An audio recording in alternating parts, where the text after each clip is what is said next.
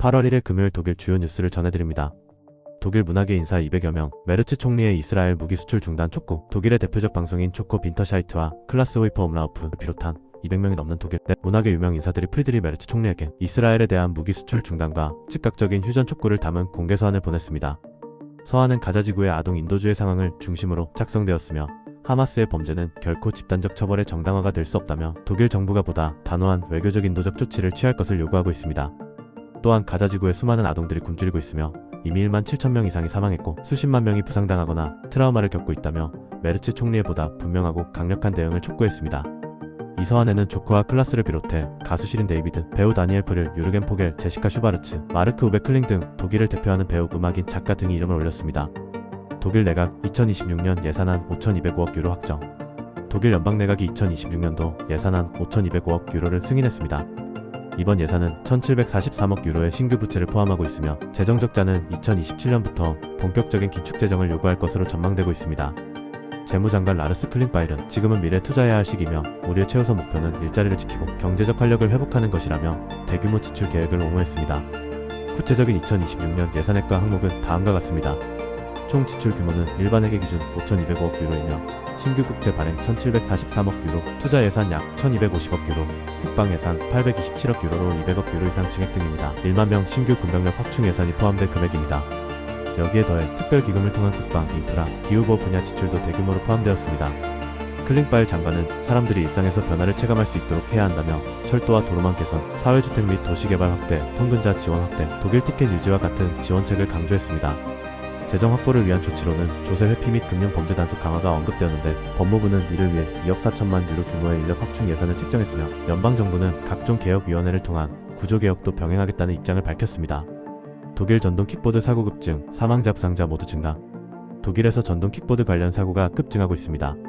독일 연방통계청이 7월 31일 발표한 자료에 따르면 2024년 한 해 동안 경찰이 집계한 전동 킥보드 관련 사고 건수는 총 1만 1,900건으로 전년도에 비해 약 27% 증가했습니다. 이 가운데 27명이 사망했으며 이는 전년보다 5명 많은 수치이며 사망자 전원은 전동 킥보드를 직접 운전하던 이들이었습니다. 전체 부상자 수는 약 1만 2,900명으로 이 중 1,500명이 중상을 입었고 나머지 1만 1,400여 명은 경상을 입은 것으로 나타났습니다. 사고 당사자 가운데 특히 젊은 층의 비율이 높았는데 피해자 중 25세 미만은 전체의 약 50%를 차지했으며 45세 미만은 전체의 82%에 달했습니다. 반면 65세 이상 고령층은 약 3%에 불과했습니다. 전동 킥보드 사고의 가장 큰 원인은 도로 또는 보도의 잘못된 사용으로 전체 사고의 21%가 이에 해당했습니다. 독일에서는 전동 킥보드가 자전거 도로를 이용하거나 자전거 도로가 없을 경우 차도 또는 갓길을 이용해야 하고 보도 주행은 금지되어 있음에도 불구하고 여전히 많은 운전자들이 보도에서 전동 킥보드를 이용하는 실정입니다.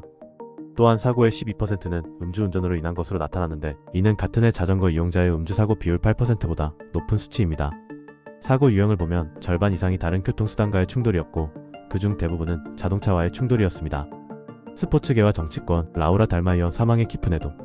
전설적인 바이애슬론 선수이자 산악인 라우라 달마이어의 갑작스러운 사망 소식에 독일 사회 전반에서 깊은 충격과 애도의 물결이 이어지고 있습니다. 스포츠계 동료들뿐 아니라 정치권 인사들, 체육단체 관계자들까지 고인의 삶과 업적을 기리며 애도의 뜻을 표했습니다. 프랑크 발터 슈타인마이어 독일 대통령은 조전을 통해 라우라 달마이어는 국경을 넘는 평화롭고 공정한 공존의 모범이었다며 그녀는 우리 국민에게 영원히 기억될 국가의 대사라고 추모했습니다. 마르쿠스 제더바이에른 주총리는 바이에른은 겨울 스포츠의 여왕을 잃었다며 SNS를 통해 애도를 표했습니다. 독일 스키 연맹은 성명을 통해 2번의 올림픽 금메달, 7번의 세계 챔피언이라는 경력을 넘어서 라우라는 삶의 기쁨과 용기, 따뜻함을 지닌 특별한 인물이었다고 추모했습니다. 달마이어는 7월 28일 파키스탄 카라코람 고산지대의 라일라 피크 등반 도중 낙석에 맞아 사망했습니다. 당시 구조작업은 악천후와 지형의 어려움으로 인해 지연됐으며 결국 그녀는 구조되지 못한 채 숨졌습니다. 독일 슐레스비 홀슈타인서 세계 최대 메탈 페스티벌 개막. 올해로 34회를 맞이한 세계 최대의 메탈 페스티벌 와켄 오픈에어가 7월 30일 독일 북부 슐레스비 홀슈타인의 작은 마을 와켄에서 공식적으로 막을 올렸습니다. 이 축제는 8월 3일까지 진행됩니다. 약 8만 5천 명의 메탈 팬들이 참가하는 이번 축제는 단순한 음악 행사 이상의 의미를 지니며 독일 대중문화 속 메탈의 변화된 위상을 보여주고 있습니다. 1990년 2명의 메탈 애호가가 들판에서 시작한 이 축제는 오늘날 전 세계인이 찾는 거대한 페스티벌로 자리 잡았으며 거의 모든 하드록 장르와 메탈 장르를 포함하는 헤비 메탈 음악제입니다. 와켄 오픈 에어는 한국과도 깊은 관련이 있습니다. 자브리켄 소재 자르조영대학에서 교수로 재직 중인 조성현 감독이 2006년 와켄 오픈 에어를 주제로 풀 메탈 빌리지라는 이름으로 장편 다큐멘터리 영화를 발표했습니다. 조성현 감독은 이 작품으로 헤센주 헤센영화진흥원의 최고영화상, 슐레스비 홀스타인주 영상작품진흥협회의 최고기록 영화상, 라이프치히에서 열린 영화예술전시회 기록영화 부문, 길드 영화상, 그리고 독일 최고의 다큐멘터리 영화제인 막스 오필스, 영화제의 막스 오필스 대상 등 모든 영화상을 휩쓰는 쾌거를 이룬 바 있습니다.